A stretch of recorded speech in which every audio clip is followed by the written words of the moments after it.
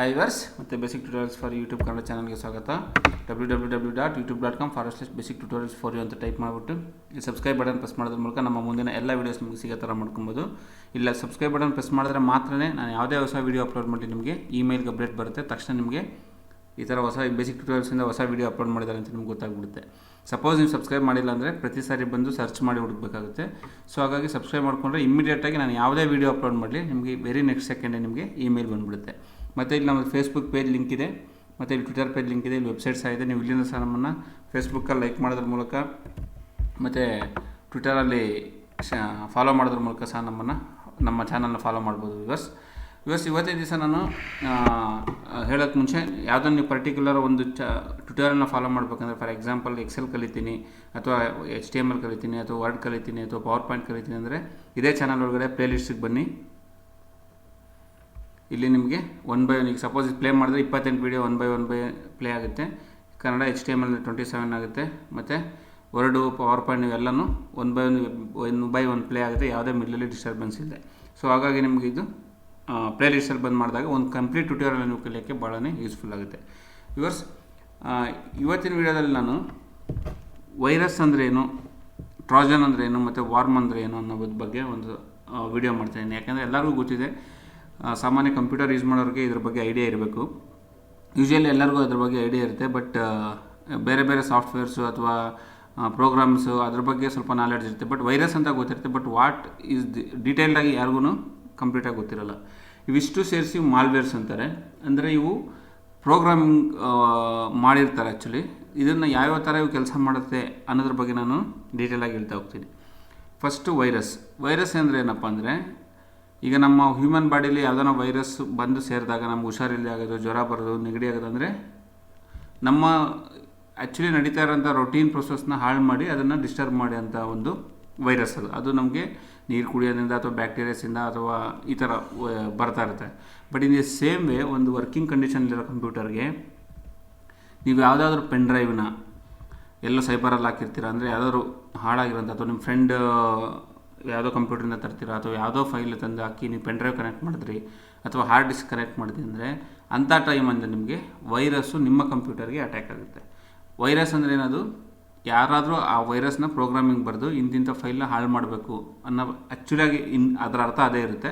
ಈಗ ನೀವು ಅದನ್ನು ಒಂದ್ಸರಿ ನೀವು ಕನೆಕ್ಟ್ ಮಾಡಿದಾಗ ವಿತೌಟ್ ಸ್ಕ್ಯಾನ್ ಮಾಡದೆ ನೀವು ಮಾಡಿದ್ರೆ ತಕ್ಷಣ ಅದು ನಿಮ್ಮ ಕಂಪ್ಯೂಟರ್ ಒಳಗಡೆ ಹೋಗುತ್ತೆ, ನಿಮ್ಮ ವಿಂಡೋಸ್ ಫೈಲ್ಸ್ನ ಕರಪ್ಟ್ ಮಾಡಿಬಿಡುತ್ತೆ. ವರ್ಡ್ ಡಾಕ್ಯುಮೆಂಟು ಅಥವಾ ನಿಮ್ಮ ವಿಂಡೋಸ್ ಒಳಗಡೆ ಇರೋಂಥ ಫೈಲ್ನ ನಿಮ್ಮ ಕಂಪ್ಯೂಟರ್ ಕಂಪ್ಲೀಟಾಗಿ ಸ್ಲೋ ಆಗ್ತಾ ಬರುತ್ತೆ. ಸೊ ಆವಾಗ ನಿಮಗೆ ವರ್ಕ್ ಮಾಡೋಕ್ಕಾಗಲ್ಲ. ಪದೇ ಏನು ಡಿಸ್ಟರ್ಬೆನ್ಸ್ ಬರೋದು ಅಥವಾ ಏನೋ ಬೇರೆ ವಿಂಡೋಸ್ ಓಪನ್ ಆಗೋದು, ಈ ಥರ ಡಿಸ್ಟರ್ಬ್ ಆಗ್ತಾ ಇರುತ್ತೆ. ಈ ವೈರಸ್ಸಿಂದ ನಿಮಗೆ ರೆಗ್ಯುಲರಾಗಿ ಕೆಲಸ ಮಾಡೋಕ್ಕಾಗಲ್ಲ, ಕಂಪ್ಯೂಟರ್ ಕಂಪ್ಲೀಟಾಗಿ ಸ್ಲೋ ಆಗ್ತಾ ಹೋಗುತ್ತೆ. ಇದು ಫಸ್ಟು ವೈರಸ್. ಇದು ಪೆನ್ ಡ್ರೈವು ಅಥವಾ ಹಾರ್ಡ್ ಡಿಸ್ಕು ಅಥವಾ ಇಂಟರ್ನೆಟ್ಟಿಂದ ಕೆಲವು ಫೈಲ್ಸ್ ಡೌನ್ಲೋಡ್ ಮಾಡೋದ್ರಿಂದ ಸಹ ಇರೋ ಚಾನ್ಸಸ್ ಪ್ರಾಬ್ಲಮ್ ಆಗುತ್ತೆ, ವೈರಸ್ ಅಟ್ಯಾಕ್ ಆಗೋ ಚಾನ್ಸಸ್ ಭಾಳ ಇರುತ್ತೆ. ನೆಕ್ಸ್ಟು ಟ್ರಾಜನ್.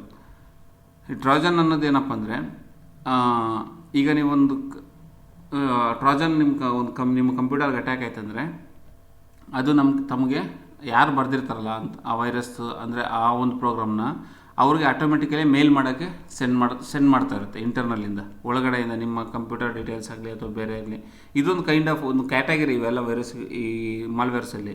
ಈ ಟ್ರೋಜನ್ದು ಅದು ಮೇಲ್ ಸೆಂಡ್ ಮಾಡೋದು ಅಥವಾ ಯಾವುದನ್ನು ಡೇಟಾಸ್ನ ಕಾಪಿ ಮಾಡೋದು ಅಥವಾ ಡೂಪ್ಲಿಕೇಟ್ ಕಾಪೀಸ್ ಮಾಡೋದು, ಈ ಥರ ಮಾಡ್ತಾ ಶೇರ್ ಮಾಡೋಕ್ಕೆ, ಅದನ್ನು ಬರ್ದಿರೋ ಅಂಥವ್ರಿಗೆ ನಿಮ್ಮ ಕಂಪ್ಯೂಟರ್ ಡೇಟಾನ ತೊಗೊಳಕ್ಕೆ ಚಾನ್ಸಸ್ಸು ಭಾಳನೇ ಇರುತ್ತೆ. ಸೊ ಅದನ್ನು ಟ್ರೋಜನ್ಸ್ ಅಂತಾರೆ. Next warm.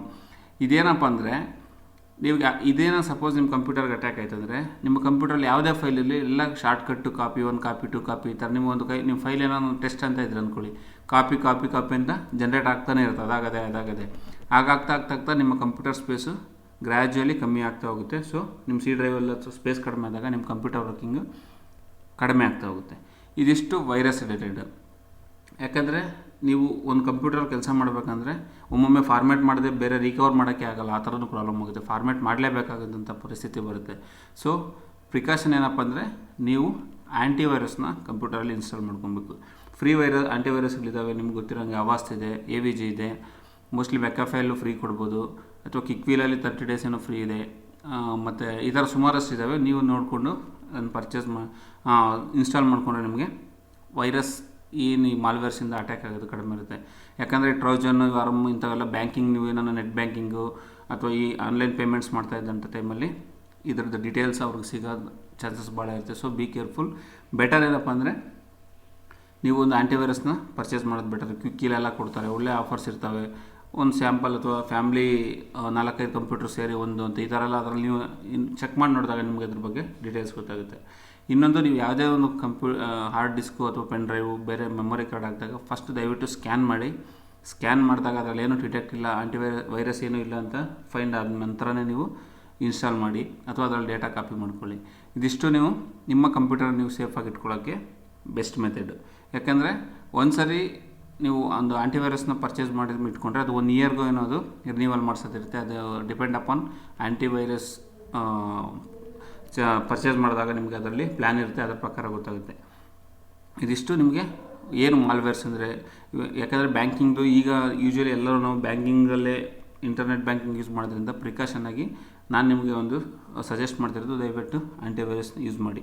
ಓಕೆ, ಇಲ್ಲಾಂದರೆ ಆಮೇಲೆ ಸಮಸ್ಯೆಗಳಾದರೆ ಸುಮ್ಮನೆ ಪ್ರಾಬ್ಲಮ್ ಅಂತ. ಬಟ್ ಇದ್ರ ಬಗ್ಗೆ ನಾಲೆಡ್ಜ್ ಇರಬೇಕು ನಿಮಗೆ. ವೈರಸ್ ಅಂದರೆ ಏನು, ಟ್ರೋಜನ್ ಅಂದರೆ ಏನು, ವಾರ್ಮ್, ಇನ್ನೂ ಸುಮಾರಷ್ಟು ಇದ್ದಾವೆ. ಬಟ್ ಮೇಜರಾಗಿ ಇವು ಮೂರನ್ನು ನಿಮಗೆ ಎಕ್ಸ್ಪ್ಲೇನ್ ಮಾಡ್ತಾಯಿದ್ದೀನಿ. ವ್ಯೂವರ್ಸ್, ನಿಮಗೆ ನಾನು ಈ ವಿಡಿಯೋ ಲೈಕ್ ಆದರೆ ದಯವಿಟ್ಟು ಕೆಳಗಡೆ ಲೈಕ್ ಬಟನ್ ಪ್ರೆಸ್ ಮಾಡಿ. ವಿಡಿಯೋ ಕೆಳಗಡೆ ಲೈಕ್ ಅಂತ ಇರುತ್ತೆ ತಂಬ, ಅದನ್ನು ಲೈಕ್ ಬಟನ್ ಪ್ರೆಸ್ ಮಾಡಿ. ನಿಮ್ಮ ಕಮೆಂಟ್ಸ್ ತಿಳಿಸಿ ಅಥವಾ ಏನೋ ಸಲಹೆ ಸೂಚನೆಗಳಿದ್ರು ತಿಳಿಸಿ. ಏನೋ ನನ್ನ ಕಡೆಯಿಂದ ತಪ್ಪಾಗಿದೆ ತಿಳಿಸಿ, ನಾನು ತಿದ್ದಿ ಮತ್ತು ಅದನ್ನು ಕರೆಕ್ಟ್ ಮಾಡ್ಕೊತೀನಿ. ಮತ್ತು ಯಾವುದೇ ಕಾರಣಕ್ಕೂ ಸಬ್ಸ್ಕ್ರೈಬ್ ಮಾಡೋದು ಮಾತ್ರ ಮರಿಬೇಡಿ. ಶೇರ್ ಮಾಡಿ, ವಾಟ್ಸಪ್ಪಲ್ಲಿ ಶೇರ್ ಮಾಡಿ, ಫೇಸ್ಬುಕ್ಕಲ್ಲಿ ಶೇರ್ ಮಾಡಿ, ಟ್ವಿಟರಲ್ಲಿ ಶೇರ್ ಮಾಡಿ, ನಿಮ್ಮ ಫ್ರೆಂಡ್ಸ್ಗೂ ಸಹ ತಿಳಿಸ್ಕೊಡಿ. ಇನ್ನು ತುಂಬ ಜನಕ್ಕೆ ನಮ್ಮ ಈ ಕನ್ನಡದಲ್ಲಿ ಈ ಥರ ಚಾನಲ್ ಇದೆ ಅಂತ ಗೊತ್ತಾಗಲಿ. ಇದನ್ನು ನೀವು ಶೇರ್ ಮಾಡೋದ್ರ ಮೂಲಕನೇ ಅವ್ರಿಗೆ ತಲುಪ್ಸೋಕ್ಕೆ ಸಾಧ್ಯ. Thank you for watching. Take care. Bye.